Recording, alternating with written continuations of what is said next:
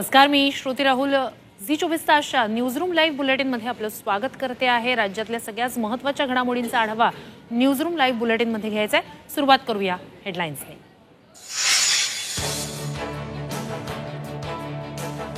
सुनेत्रा पवार तासभर मोदी बागेत, शरद पवार सुप्रिया सुळेंशी चर्चा झाली का? चर्चांना उधाण।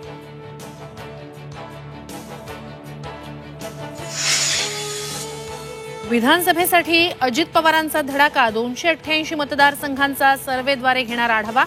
तर पक्षातून कुणी गेलं तर नव्यांना संधी देणार, ऑफ द रेकॉर्ड गप्पांमध्ये माहिती। स्वामी अविमुक्तेश्वरानंदांचा ठाकरेंचा विश्वासघात झाल्याच्या वक्तव्यामुळे काहींना पोटशूळ, विरोधक आता शंकराचार्यांनाही खोटं ठरवणार का? संजय राऊतांचा सवाल।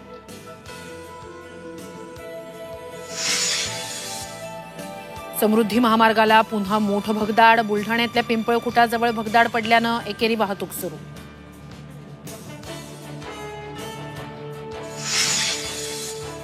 पूजा खेडकरांचा पाय आणखी खुला, दिव्यांग आणि ओबीसी प्रमाणपत्र तपासलं जाणार, पुणे आयुक्तांचं पोलिसांना पत्र। पीएमओनंही घेतली प्रकरणाची दखल।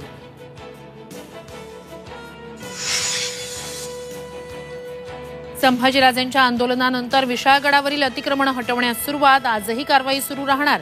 तर इंडिया आघाडीचे नेते विशाळगडाकडे रवाना।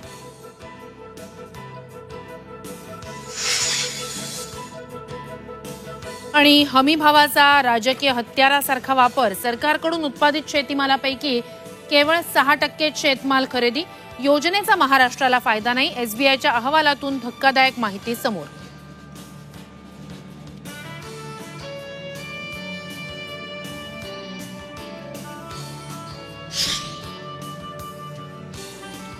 आणि बुलेटिनच्या सुरुवातीला एक महत्त्वाची घडामोड आपण पाहणार आहोत। शरद पवार यांच्या ताफ्यातील एका गाडीचा धक्का एका दुचाकीला लागलेला आहे।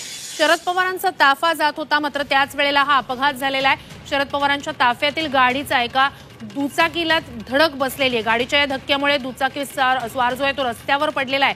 पवारांच्या ताफ्यातील गाडीचा धक्का एका दुचाकीला लागलेला आहे। गाडीच्या धक्क्यामुळे दुचाकी स्वार रस्त्यावर पडलेला आहे। शरद पवार पुण्यात होते, तिथून ते पुढच्या त्यांच्या दौऱ्यासाठी निघाले, मात्र पवारांच्या ताफ्यातील गाडीचा एका दुचाकी स्वाराला धक्का लागला। ही त्याच ठिकाणची दृश्य आपण पाहतोय। तर शरद पवारांच्या ताफ्यातील गाडीचा धक्का दुचाकीला लागल्याची माहिती समोर येते आहे। ही दृश्य आपण तिथलीच पाहतोय।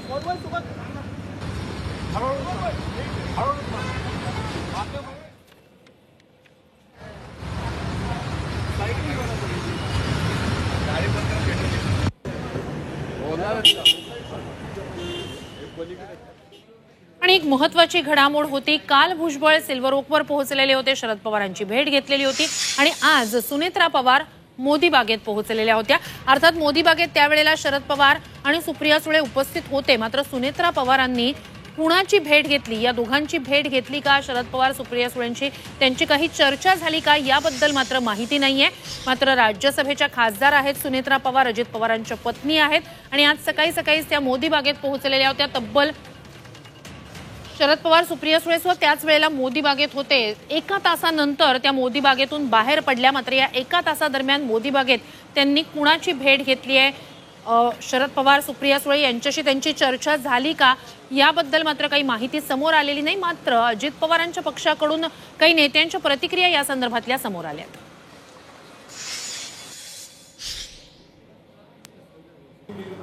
मी तुम्हाला सांगतो ना, ठीक आहे, राजकारण राजकारणाच्या ठिकाणी ठेवा, काय पण ते कौटुंबिक सख्य आहे, एवढे वर्ष एकत्रित राहिलेलं आहे, ठीक आहे, मन मोठं करून जावंच लागतं। आणि पवारसाहेब जे आहेत शेवटी ज्येष्ठ नेते आहेत, ज्येष्ठ आहे, त्या पवार कुटुंबातले सगळ्यात ज्येष्ठ सदस्य म्हणा, वडिलकीचा ज्यांचा अधिकार ते आहेत, त्यांना भेटण्यामध्ये फार चांगली गोष्ट त्यांनी केली। मला या विषयावरती काय माहीत नाही। एकतर महाराष्ट्रामध्ये काही घडत नाही, महाराष्ट्रामध्ये एकच घडणार आहे की आगामी येणाऱ्या विधानसभेच्या निवडणुकीला महायुती म्हणून भारतीय जनता पक्ष, शिवसेना आणि राष्ट्रवादी काँग्रेस पक्ष एकत्रितपणाने सामोरं जाणार आहे आणि राज्यामध्ये महायुतीचं सरकार पुन्हा एकदा येणार आहे. हेच महाराष्ट्रामध्ये घडणार आहे. याच्यापेक्षा काही वेगळं घडणार नाही की कदाचित कौटुंबिक भेट असू शकते. कारण काल परवा काय पवारसाहेबांची तब्येत ठीक नव्हती, भुजबळांची कालची भेट झाली ती बेडवरतीच भेट झाली, त्याच्या अनुषंगाने कदाचित असू शकेल. आता सगळ्याच पक्षांनी विधानसभेसाठीच्या तयारीला सुरुवात केलेली आहे. अजित पवारांनी तर विधानसभेसाठीचा मास्टर प्लॅनच समोर आणलेला आहे. सगळ्या मतदारसंघांमध्ये म्हणजे 288 मतदारसंघांमध्ये सर्व्हे केला जाणार आहे. अनौपचारिक गप्पा अजित पवारांनी प्रसारमाध्यमांच्या प्रतिनिधींशी मारल्या आणि त्यावेळेला अजित पवारांनी महायुतीचा हा मास्टर प्लॅनच सांगितलेला आहे. महायुती म्हणूनच लढणार, मात्र तीनही पक्ष स्वतंत्रपणे सर्व्हे करणार आहोत आणि त्यानंतरच प्रत्येक मतदारसंघाबाबतची रणनीती ठरवली जाईल असं अजित पवारांनी सांगितलेलं आहे. महायुती म्हणूनच लढणार, मात्र सर्व्हे 288 जागांचा तीनही पक्षांचा स्वतंत्र असेल. अजित पवारांनी विधानसभेसाठीचा हा मास्टर प्लॅनच अनौपचारिक गप्पांमध्ये मांडलेला आहे. काय नेमकं त्यावेळेला त्यांनी सांगितलेलं आहे, काय मास्टर प्लॅन आहे अजित पवारांचा, जाणून घेऊया. लोकसभेला भाजपनं सर्व्हे केले होते. विधानसभेसाठी सर्व 288 जागांचा सर्व्हे केला जाणार आहे. महायुतीतील तिन्ही पक्ष आपापले सर्व्हे करणार आहेत. तिन्ही पक्षांचे सर्व्हे समोर ठेवून निर्णय घेतला जाणार आहे. 2 सर्व्हेमध्ये ज्या पक्षाच्या उमेदवाराला जास्त पसंती त्या पक्षाला ती जागा, 2019ला जिंकलेल्या 54 जागांवर दावा करणार. या जागांमध्ये नवाब मलिकांचा समावेश असणार आहे. तर या मास्टर प्लॅन बाबत भाजपचे प्रदेशाध्यक्ष बावनकुळे नेमकं काय म्हणाले, ऐकूया. अजितदादांची पक्ष आहे, त्यांना आपले सर्वेक्षण करायचा अधिकार आहे. 288 जागावरही त्यांचं सर्वेक्षण त्यांनी केलं पाहिजे, याकरता कुणाचं जुमत नाही आहे. पण आमचा महायुतीचा एक फॉर्म्युला आहे की ज्या ठिकाणी जो जिंकून येईल आणि खऱ्या अर्थाने ज्या सिटिंग सीट आहे त्या सिटिंग सीटमध्ये कशी जास्त आम्ही महायुती ताकद लावून लढू आणि जिंकू, याकरता जास्त आम्हाला प्रयत्न करायचे आहे. कोणती जागा कुणाला पेक्षा जागा जिंकणे महत्वाचं आहे आणि त्यामुळे मला असं वाटतं की आम्ही या ठिकाणी चांगल्या पद्धतीचं प्रदर्शन करू आणि महायुती जिंकू. एकीकडे विधानसभेसाठी सगळ्याच पक्षांनी आता रणनीती आखायला सुरुवात केली. दुसरीकडे इच्छुकांची सुद्धा नावं समोर येत आहेत. पिंपरी चिंचवडमध्ये माजी नगरसेवक शत्रुघ्न काटे हे इच्छुक असल्याचं त्यांनीच बोलून दाखवलेलं आहे. या मतदारसंघासाठी पिंपळे सौदागरमध्ये काटेंनी मेळावा सुद्धा आयोजित केलेला आहे. भाजपकडून उमेदवारी मिळण्याची त्यांची अपेक्षा आहे. माजी नगरसेवक आहेत शत्रुघ्न काटे आणि पिंपरी चिंचवड मतदारसंघावर ते दावा करतायत.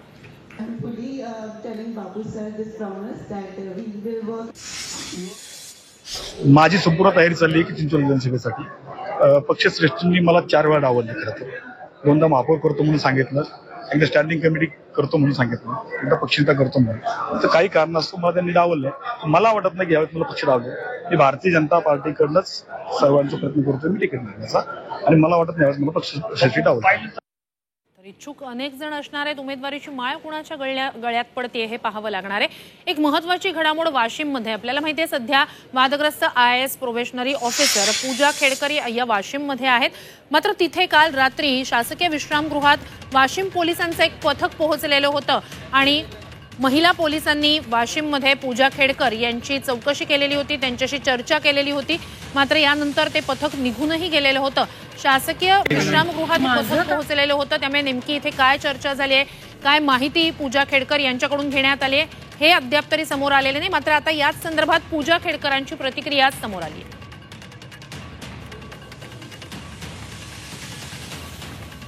माझं काम होतं म्हणून मी पोलिसांना बोलवलं होतं, त्याच्यासाठी पोलीस आली होती. फिमेल कर्मचारी होत्या त्या आणि मी त्यांना बोलवलं होतं माझ्या कामासाठी म्हणून ते आले. मैम थोड़ा सा हिंदी में बता दें पुलिस क्यों पहुंची थी मैम, आप उस चीज़ का स्पष्टीकरण खुद कर दीजिए. मैं कह रही हूँ कि जो मिस इन्फॉर्मेशन है आप विदाउट उसको जांच किए, आप प्लीज़ उसको स्प्रेड मत कीजिए. पुलिस को कल जो फीमेल पुलिस कर्मचारी थी 2-3 उनको मैंने बुलवाया था क्योंकि मुझे कुछ काम था, इसीलिए फीमेल कर्मचारी कल मेरे घर पे आए. मैम आपकी मदर का एक वीडियो वायरल हो रहा है जिसमें MMRD कर्मचारियों से झगड़ा करते उनके अपना धौंस दिखाते हुए नजर आ रही है, क्या कहेंगे? इस विषय में आप मुझसे रिलेटेड जो है आप मुझसे पूछ सकते हैं, लेकिन उस विषय में मैं एक्चुअली कुछ कमेंट नहीं. मैम कल पुलिस को आपने बुलाया था कि इस केस से जुड़ा हुआ मामला मामला है या क्या मामला था? मैं अभी उसके बारे में कुछ भी नहीं बता सकती, बट जब भी वो होगा तो सबके सामने वो जो भी आ जाएगा। ऐसा कुछ नहीं है कि कुछ हिडन है, जो भी है सबके सामने। मैम, कमेटी ने आपको कब तक बुलाया स्टेटमेंट के लिए? क्या कमेटी की ओर से कोई नोटिस है? ये जो कमेटी का कम्युनिकेशन होता है, आपको भी पता है, इसको फ्री फ्रॉम एनी इंटरफेरेंस रखने के लिए ये पूरा कॉन्फिडेंशियल होता है, इसीलिए ये पब्लिक के साथ या मीडिया के साथ ये शेयर नहीं किया जा सकता। मैडम, तुम्हाला कमेटी मैं नहीं कर सकती। मैम, आपके पेरेंट्स से कोई बातचीत आपकी हो रही है? आपके कई सर्टिफिकेट सामने आए हैं जिसमें आप एज जो है वो भी आप पहुंच करते हुए नजर आ रही हैं, आपके एज डिफरेंसेस नजर आ रहे हैं। See the committee is set up for that, whatever is there, whatever are the documents, whatever my submission is there, whatever the experts will decide, they will decide it, and I think we should wait for the decision of the committee and we should respect. 11 वेळा तुमची वेगवेगळ्या नावाने तुमची document दिली आणि तुम्ही exam दिली असं म्हणून आरोप आहे. तेच मी तुम्हाला म्हणते की कमिटी समोर आता जर तुम्ही म्हणताय तर कमिटी समोर येईलच ना ती गोष्ट. दररोज नवीन नवीन आरोप होत आहेत. दररोज नवीन नवीन फेक गोष्टी समोर येत आहेत. तेच मी तुम्हाला सांगते की फेक न्यूज याच्यामागे प्लॅन नाही का कोणाचा? आणि एक महत्त्वाची घडामोड आहे. सुधीर मुनगंटीवार यांना मविया सरकारनं नेमलेल्या चौकशी समितीनं क्लीन चिट दिली.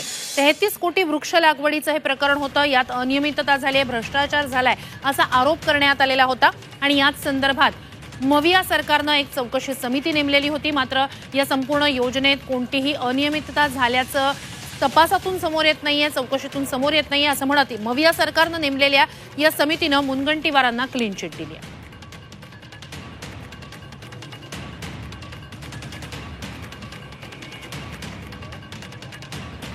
तर सुधीर मुनगंटीवार यांच्या संदर्भात नेमका काय आरोप झालेला होता या सगळ्याबद्दलच जाणून घेऊया.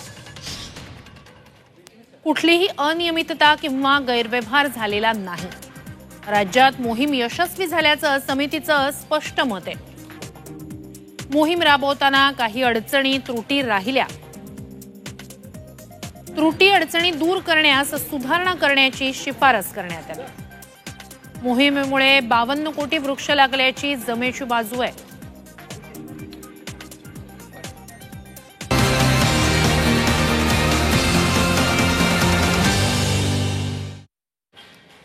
आणि या महत्त्वाच्या घडामोडींसह इतरही महत्त्वाच्या बातम्यांचा आता आढावा मात्र घेऊया सुपरफास्ट.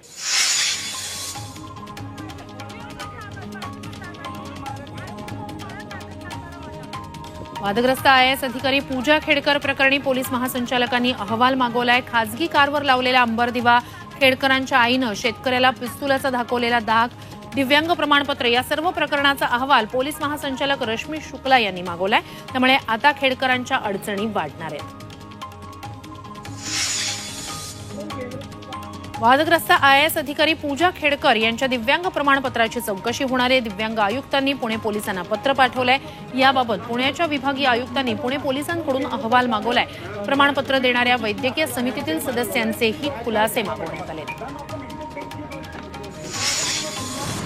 वादग्रस्त IAS अधिकारी पूजा खेडकर यांच्या आई मनोरमा खेडकर आणि दिलीप खेडकर यांचा शोध पुणे पोलीस घेत आहेत. गुन्हा दाखल होऊन 5 दिवस उलटले तरीही खेडकर कुटुंब अजूनही बेपत्ता आहे. बंगल्यातील उभ्या असलेल्या गाड्या बदलल्या गेल्या.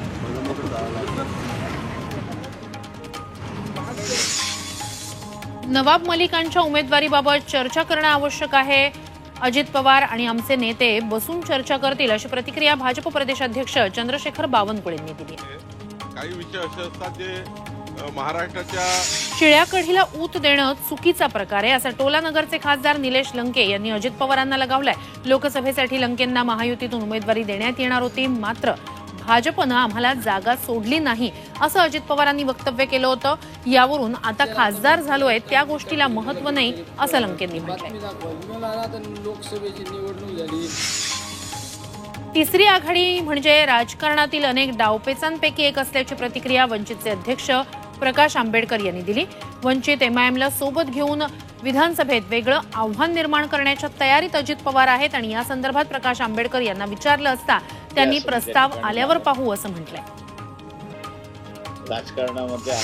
संभाजीराजेंनी विशाळगड प्रकरणात विचार करून भूमिका घ्यायला हवी होती अशा शब्दात सतेज पाटलांनी नाराजी व्यक्त केली. हे प्रकरण न्यायप्रविष्ट होतं. लोकप्रतिनिधी म्हणून कायदा सुव्यवस्था राखणं ही त्यांची जबाबदारी आहे असं सतेज पाटील म्हणाले. लाडकी बहीण योजनेचा लाभ तृतीयपंथीयांनाही द्या अशी मागणी आमदार यशोमती ठाकूर यांनी केली आहे। याबाबत सभागृहात बोलूनही सरकारनं या मागणीकडे दुर्लक्ष केलं असा आरोप त्यांनी केलाय। तसंच योजनेची अंमलबजावणी कधी करणार असा सवालही त्यांनी केलाय। खून प्रकरणात जन्मठेपेची शिक्षा ठोठावण्यात आलेल्या डॉन अरुण गवळीला शिक्षेतून देण्यात आलेली सूट आता कायद्याच्या कात्रीत सापडण्याची शक्यता आहे। गवळीला दिलेल्या सुट्टीला आक्षेप घेत महाराष्ट्र सरकारनं सर्वोच्च न्यायालयात याचिका दाखल केली आहे।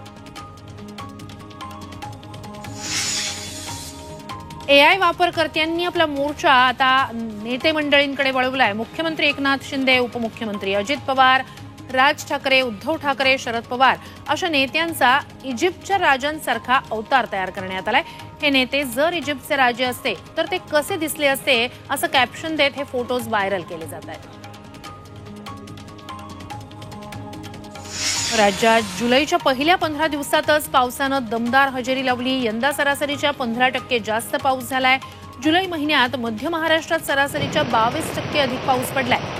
विदर्भ, सातारा, नंदुरबार, हिंगोली आणि नांदेड इथे अद्यापही दमदार पावसाची प्रतीक्षा कायम आहे। जळगावात तब्बल 81 मिलीमीटर पावसाची नोंद झाली आहे, तर नशिराबाद महसूल मंडळात सर्वाधिक 117 मिलीमीटर पावसाची नोंद झाली आहे। अनेक ठिकाणी नदी नाल्यांना पूर आलाय, शेती पाण्याखाली गेलेली आहे। जोरदार पावसामुळे काही ठिकाणी रस्ते वाहून गेले, त्यामुळे 2 ते 3 गावांचा संपर्क तुटलाय।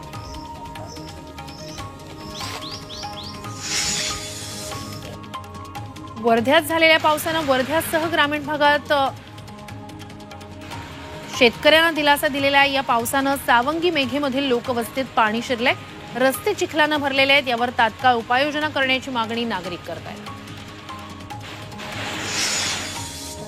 मुंबईला पाणी पुरवठा करणाऱ्या 7ही धरण क्षेत्रांमध्ये पावसानं जोर धरलाय, त्यामुळे या तलावांमध्ये 29% जलसाठा उपलब्ध झालाय। हा पाणीसाठा पुढचे 4 महिने पुरेल इतका आहे। सांगली, कोल्हापूर जिल्ह्यात दरवर्षी पावसाळ्यात पूरस्थिती निर्माण होते। यावर मुंबई हायकोर्टानं सरकारी यंत्रणांवर ताशेरे ओढलेत। आता देवालाच आदेश द्यायचे का असा खरमरीत सवालच उच्च न्यायालयानं विचारलाय।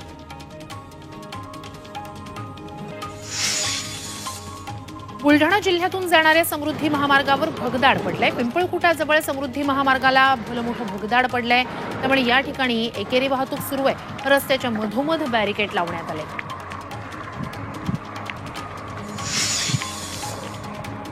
कोकणाला पश्चिम महाराष्ट्राशी जोडणारा वरंधा घाट रस्ता बंद केल्यानं प्रवाशांमध्ये नाराजी आहे। रस्ता बंद असल्यानं प्रवासी आणि व्यापाऱ्यांची मोठी गैरसोय होतीये।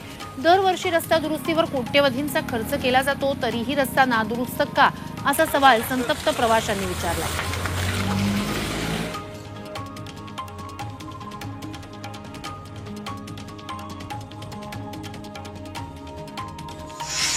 एक महत्त्वाची बातमी नाशिकमधून हाती आलेली आहे। नाशिकमध्ये भद्रकाली पोलिसांनी मोबाईल दुकानांमध्ये मोठी कारवाई केलेली आहे। ॲपल कंपनीच्या बनावट ॲक्सेसरीज जप्त करण्यात आलेल्या आहेत। MG रोडवरच्या दुकानातून ॲपल कंपनीचे बनावट ॲक्सेसरीज पोलिसांनी जप्त केल्या आहेत। 5 दुकानदारांना अटक करण्यात आलेली आहे। 3,52,000चा मुद्देमाल जप्त करण्यात आलेला आहे। कल्याणमधल्या एका व्यक्तीने दिलेल्या फिर्यादीनुसारच ही कारवाई करण्यात आली।